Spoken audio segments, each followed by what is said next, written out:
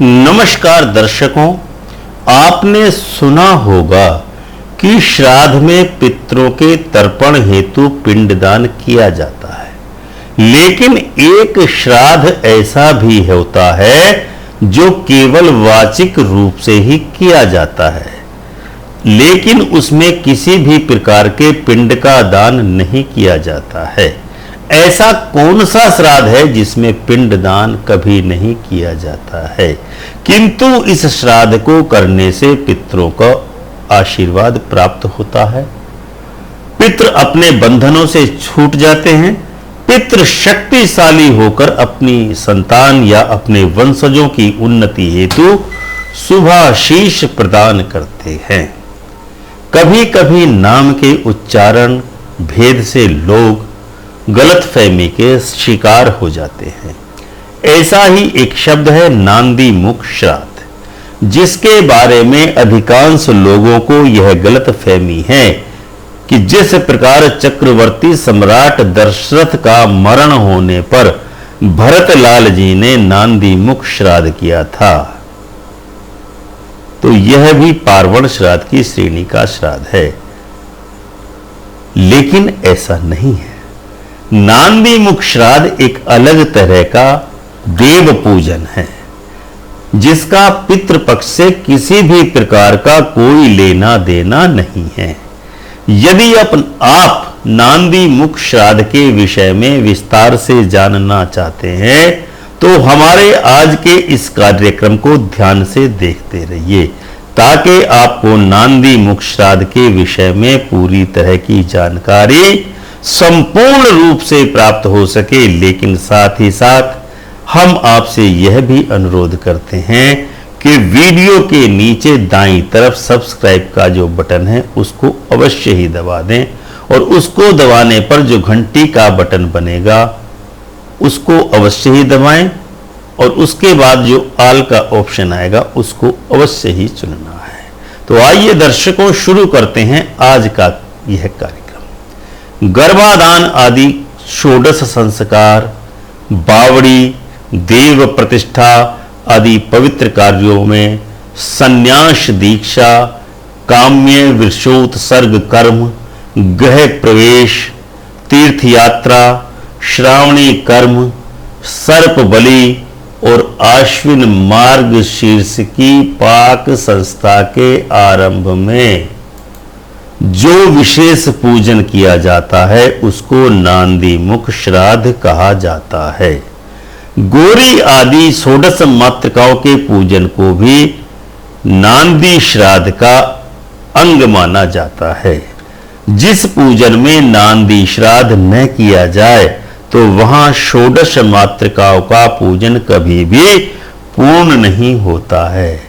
नांदी श्राद्ध पितृगणों की तृप्ति एवं वंश वृद्धि हेतु किए जाने वाला एक प्रकार का वाचिक श्राद्ध है, जिसमें कभी भी पिंडदान नहीं किया जाता है। नांदी श्राद्ध करने से पितरों को मुक्ति मिलती है, जिसके कारण पितृ प्रसन्न होकर के अपने वंशजों को आशीर्वाद प्रदान करते हैं। पितृ शक्तिशाली होकर के अपनी संतान अपने वंशजों के हैं। वेदों में कहा गया है कि आयु कीर्ति बलम तेजो धनम पुत्रम पशुम स्त्रिय ददंती पितरस्य तस्य आरोग्यम मात्र संशय। यानी नांदी श्राद्ध करने से पितृ संतुष्ट होकर साधक को आयुष्य, कीर्ति, बल, तेज, धन, पुत्र, यश, स्त्री, पशु एवं आरोग्य प्रदान करते हैं। तो आइए दर्शकों, अब हम आपको नांदी श्राद्ध करने के संबंध में अपनाए जाने वाले नियमों को संक्षिप्त में बताते हैं। इस श्राद्ध में स्वधा की जगह स्वाहा शब्द का उच्चारण होता है। इसमें सब कर्म सव्य यानी दक्षिण यजोपवीत से करना चाहिए।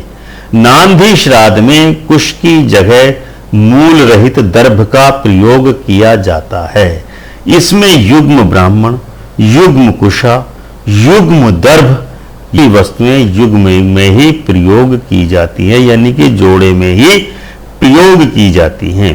इस पूजन में यजमान को उत्तराभिमुख तथा ब्राह्मण को पूर्वाभिमुख होकर ही बैठना चाहिए। इस श्राद्ध में पिंडों के विषय में दही, मधु, बेर, दाख एवं आंवले का प्रयोग ही किया जाता है। प्रार्थना विभक्ति को अंत में लगाकर संकल्प किया जाता है। सर्वत्र उच्चारण के विषय में नाम व गोत्र का उच्चारण नहीं किया जाता है। गोत्र की जगह काश्यप गोत्र और नाम की जगह नारायण नाम का उच्चारण किया जाता है। इस श्राद्ध में लाल पुष्पों के प्रयोग का पूर्णतः निषेध किया गया है। मालती, मल्लिका, केतकी और कमल के पुष्प इस पूजन में ग्राह्य हैं। इस श्राद्ध में अपसव्य नहीं होता है, यानी तिल एवं पितृ तीर्थ जल का भी प्रयोग नहीं किया जाता है। नांदी श्राद्ध में पिता, दादा, पड़दादा यानी पितामह तथा माता, नाना, पड़नाना, मातामह का स्मरण किया जाता है और उन्हें श्रद्धांजलि दी जाती है।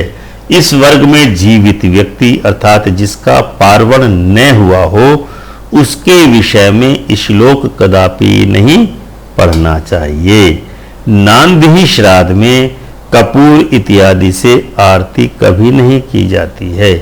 जब नांदी श्राद्ध का प्रयोग किया जा रहा हो तो यजमान को अपनी पत्नी के साथ नहीं बैठना चाहिए, अपितु अपने आसन से उठकर अन्यत्र कुछ दूरी पर किसी स्थान पर बैठना चाहिए।